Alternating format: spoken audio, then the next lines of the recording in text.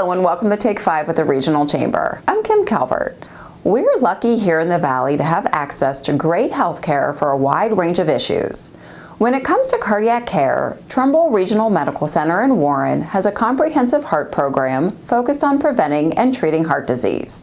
Talia Hagler visited the hospital's cath lab, where they recently invested in new technology to further advance their cardiac capabilities. When it comes to having a heart attack or any other cardiac event, every minute counts. The faster that you get a patient's vessels open, the quicker it is that blood is being restored to that heart muscle and that heart tissue, and it's alleviating damage done to the heart. Trumbull Regional Medical Center is the only accredited chest pain center in the Mahoning Valley. The heart team here is trained to diagnose chest pain quickly and begin treatment as soon as possible to help prevent and even reverse muscle damage to the heart. If the patient comes by ambulance, that diagnosis begins before they even arrive at the hospital. EMS crews can send EKGs to the doctors from the ambulance. Then patients can skip the ER and go directly to the cath lab for treatment.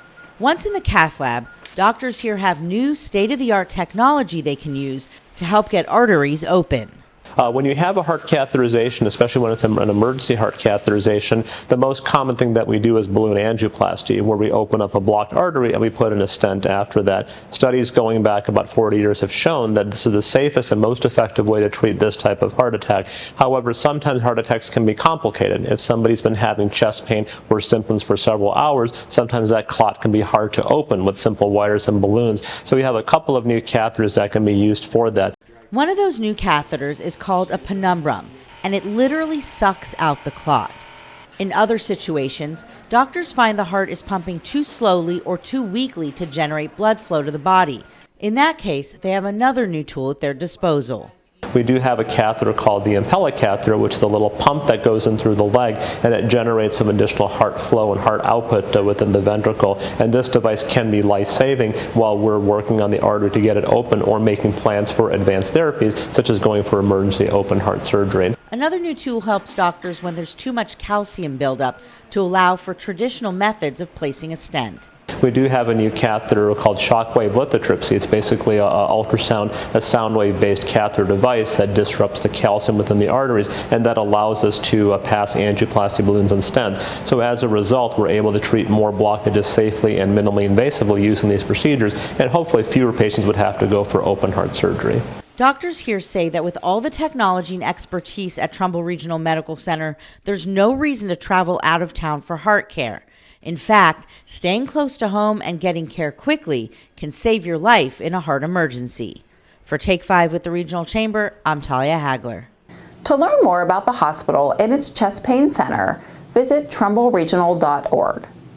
The Oh Wow Science and Technology Center in downtown Youngstown has been wowing young learners and their families for more than a decade now.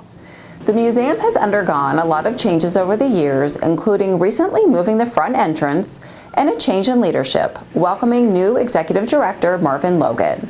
And now they're about to embark on phase 4 of their renovation plan. We'll be doing things like putting in a bus turnaround up front, bringing new community experiences to our upper floors, such as 3D printing and additive manufacturing micro-learning lab, a fully immersive VR classroom, as well as a digital collaborative learning lab. So we are really, really excited to be bringing these things to the community, bringing them to the Valley, and showing our entire region that Oh Wow is a great resource for supplemental STEM education.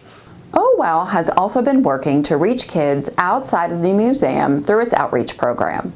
Over the last 5 years, they've connected with 50,000 learners through the program and distributed over 100,000 units of their STEM learning kits. To find out all the latest information about Oh Wow, follow them on social media or visit ohwowkids.org. We hope you enjoyed this edition of Take 5, and we'll see you again next week. With the Regional Chamber, I'm Kim Calvert.